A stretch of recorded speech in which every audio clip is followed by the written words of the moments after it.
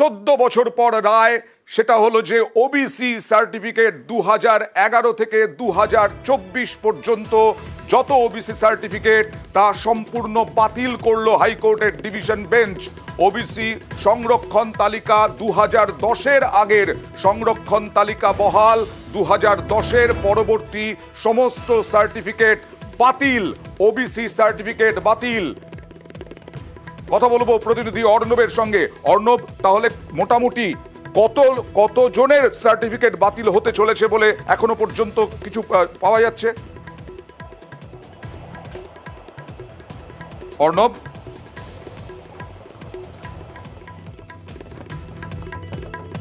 OBC সংরক্ষণ মামলার রায় ঘোষণা 14 বছর পর, রায় ঘোষণা হাইকোর্টের ডিভিশন বেঞ্চের।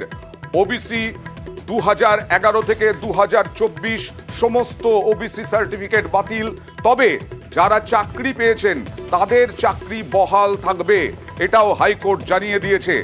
2010-এর আগে সংরক্ষণ তালিকা সেটা বজায় থাকবে, বহাল থাকবে, কিন্তু যে তালিকা 2010-এর পরে 2011 থেকে 2024 পর্যন্ত যে সংরক্ষণ, যাদের সংরক্ষণ, যত সংখ্যক মানুষের সার্টিফিকেট দেওয়া হয়েছে সংরক্ষণ সার্টিফিকেট, তা বাতিল করলো হাইকোর্টের ডিভিশন বেঞ্চ।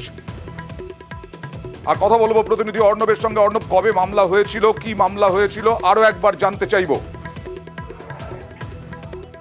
দেখো 2010 সালে এই মামলা প্রথম আসে।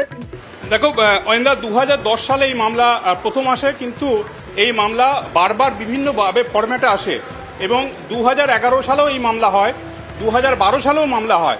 সব মিলিয়ে এই বিভিন্ন রকমের যে মামলা, মূলত ওবিসি সংরক্ষণ তালিকাকে চ্যালেঞ্জ করে করা মামলা, সেই মামলাগুলি শেষমেশ শুনানি শেষ হলো, আজ রায় ঘোষণা হলো। এবং এখানে মূল যে বিষয়, 2010 সালের আগে পর্যন্ত আমাদের রাজ্যে ওবিসি অর্থাৎ আদার ব্যাকওয়ার্ড ক্লাস, এই অর্থাৎ সম্প্রদায়ভুক্ত 37টা সম্প্রদায় ছিল আমাদের রাজ্যে। এই 37টে সম্প্রদায়কেই ওবিসি সার্টিফিকেট দেওয়া হতো। তখন বুদ্ধদেব ভট্টাচার্যের জামানা, তিনি তখন মুখ্যমন্ত্রী। কিন্তু 2010 সালে তৎকালীন সরকার ব্যাকওয়ার্ড ক্লাস কমিশন, এই কমিশনের মাধ্যমে ক্যালকাটা ইউনিভার্সিটি তার বিশেষজ্ঞ এক্সপার্টদের দিয়ে একটা কমিটি তৈরি করা হয় এবং সেই কমিটি একটা রিপোর্ট প্লেস করে কমিশনের সামনে। এবং সেই রিপোর্টটা একটা ইন্টারমিডিয়েট অর্থাৎ অন্তর্বর্তী একটা রিপোর্ট ছিল, পূর্ণাঙ্গ বা ফাইনাল রিপোর্ট ছিল না। সেই অন্তর্বর্তী রিপোর্টের ভিত্তিতে সরকার, এরপর 2011 সালে জামানা বদল হয়। নতুন সরকার আসার পর নতুন সরকার 2012 সালে এই ওবিসি নিয়ে একটি নতুন আইন আনে। এই আইনটাকে বলা হচ্ছে backward class other than SC ST act 2012, আরও কিছু যুক্ত আছে, আমি সংক্ষেপে বললাম।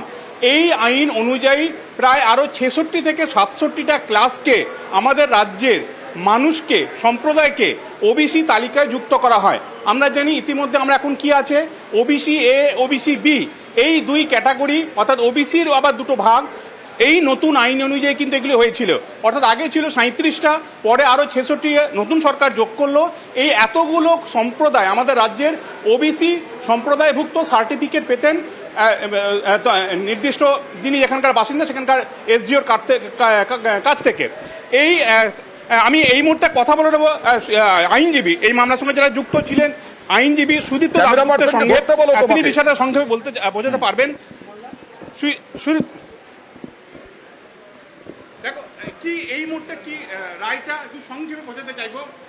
দেখুন, রায়টা সংক্ষেপে হলো, 2010-এর আগে যারা ওবিসি হিসেবে অন্তর্ভুক্ত ছিল তারা থাকবে, কিন্তু 2010 পরে যারা ওবিসি হিসেবে অন্তর্ভুক্ত হয়েছে সেটা বেআইনি এবং তাদের স্ট্রাক ডাউন করেছে মহামান্য কলকাতা হাইকোর্টের division bench. On the ground যে 93 সালে যে ওয়েস্ট বেঙ্গল ব্যাকওয়ার্ড ক্লাস আইন আছে তা না মেনে করা হয়েছে। কিন্তু 2010-এর পরে ওবিসি সার্টিফিকেটের ভিত্তিতে যারা চাকরি পেয়েছে বা চাকরি পেতে চলেছে তাদের চাকরি থেকে যাবে হিউম্যানিটেরিয়ান গ্রাউন্ডে। কিন্তু আজকের দিনে দাঁড়িয়ে শুধুমাত্র 2010-এর আগে যারা ওবিসি পেয়েছিল তারাই থাকবে। 2010-এর পরে কোনো কাউকে আর ওবিসি বলে গণ্য করা হবে না। নতুন করে কমিশন, ব্যাকওয়ার্ড ক্লাস কমিশন 93 সালের আইন মেনে নতুন করে ওবিসি লিস্ট যদি তার রাজ্য তৈরি করতে চায় তৈরি করতে পাবে। আরো প্রমাণ হলো যে ওবিসি লিস্ট তৈরি সার্টিফিকেট বাতিল হবে, পরে দুর্নীতি হয়েছে। কোন কোন সংরক্ষণ সার্টিফিকেট বাতিল হবে নির্দিষ্ট করে যদি দর্শক ওবিসি এ আর ওবিসি বি। কত সংখ্যক মানুষের? এই তালিকা কারা কারা ছিল যদি একটু সম্ভব। নিয়ম অনুযায়ী যারা সোশ্যালি আর ইকোনমিক্যালি ব্যাকওয়ার্ড তারা ওবিসিতে ঢোকে, আর ওবিসি এতে ঢোকে তার থেকেও বেশি যারা বেশি ব্যাকওয়ার্ড, মোর ব্যাকওয়ার্ড। কিন্তু দেখা গেছে যে এই যে কে ব্যাকওয়ার্ড বা কে বেশি ব্যাকওয়ার্ড সেটা সিদ্ধান্ত নেবে West Bengal backward class commission 93 সালের আইন মেনে। সে আইন না মেনে রাজ্যই সবাইকে ঢুকিয়ে দিয়েছে ব্যাকওয়ার্ড বা ব্যাকওয়ার্ড। এতে দেখা গেছে যে যে প্রকৃত ব্যাকওয়ার্ড সে বাইরে আছে, কিন্তু যে ব্যাকওয়ার্ড না সে ওবিসি সার্টিফিকেট পেয়ে সুবিধে নিচ্ছে। ওকে অর্ণব, 2010 সালের যে মামলা সার্টিফিকেট বাতিল এই হবে রিপোর্টের ভিত্তিতে নতুন যে 66টা বা 67টা এই হ্যাঁ অয়েন্দ্র যদি আরো প্রশ্নটা করো। কত সংখ্যক মানুষের সার্টিফিকেট বাতিল হবে সুদীপ্ত বাবুর কাছ থেকে যদি জানা যায়?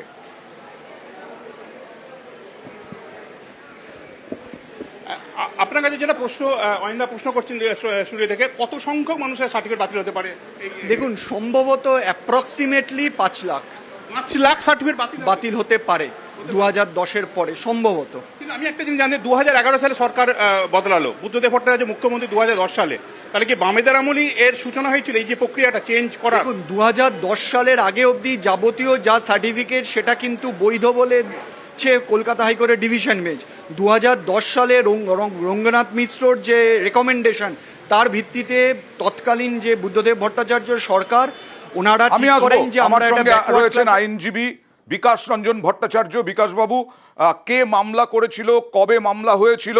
বামফ্রন্টের আমলে 2010-এ একটা সমীক্ষা হয়েছিল, তারপরে এই বলা হচ্ছে যে এই তৃণমূল সরকার আসার পরে এই ওবিসি সংরক্ষণের মধ্যে অনেককে ঢোকানো হয়েছিল। কি বলবেন যেটা আজকে রায় হলো? দেখুন আজকে রায় যা হচ্ছে এটা নিয়ে বলতে পারি কে মামলা করেছিল সে নাম তো আমার মনে রাখা সম্ভব না। কথা হচ্ছে যে ওবিসি বা সংরক্ষণের যে নথি করা হয় সেটা করতে গেলে কতগুলো নির্দিষ্ট আইনি পদ্ধতি আছে। বাম সরকারের আমলে 2010 পর্যন্ত আইন মেনে তারা নথি তৈরি করেছিলেন। তার পরবর্তীকালে তৃণমূল ক্ষমতায় এসে যা খুশি তাই করার অভ্যেস তো ওদের আছে, কোনো আইন মানেননি, কোনো পদ্ধতি মানেননি। মানুষকে বঞ্চিত করবার জন্য প্রলুব্ধ করে তাড়াহুড়ো করে কিছু করার যে প্রবণতা, তারই অব্যর্থ পরিণতি হচ্ছে আজকের এই রায়। পরিষ্কার বলে দেওয়া হয়েছে যে 2010-এর পরবর্তীকালে যা হয়েছে সব বাতিল, সেটাকে আবার পুনরায় আইন মেনে নথিভুক্ত করতে হবে। ওকে, ধন্যবাদ।